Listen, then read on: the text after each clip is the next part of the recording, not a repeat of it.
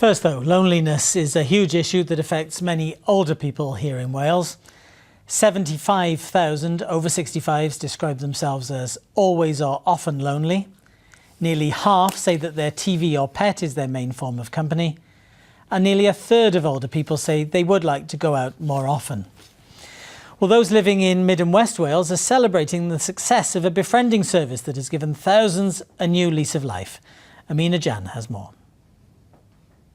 This wool was a lifeline for Rhiann Davis. Committed to caring for her husband for years, she felt lost after he died. But this labour of love led her to join a knitting group, one of several friendship projects that changed her life. After my husband died, I'd been in 7 years with him, looking after him. And then it's a big loss and, you don't know what to do with yourself.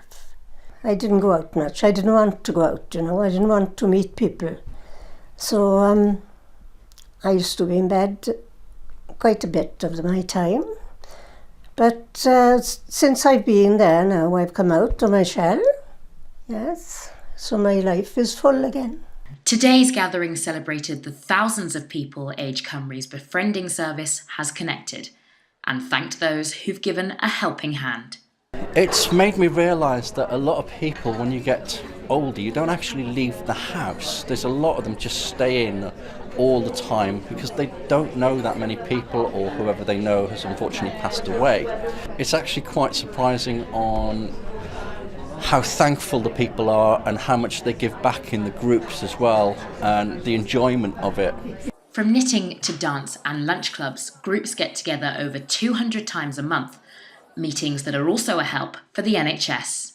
The number of people who are living alone, elderly people, is only going to grow. We're seeing a huge increase in the number of over 85s, for example, in this part of Wales over the next 10 years.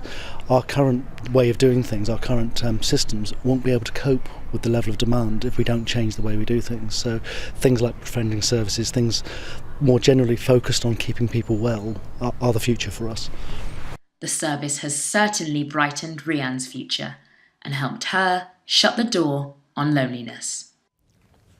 Amina Jan, ITV News.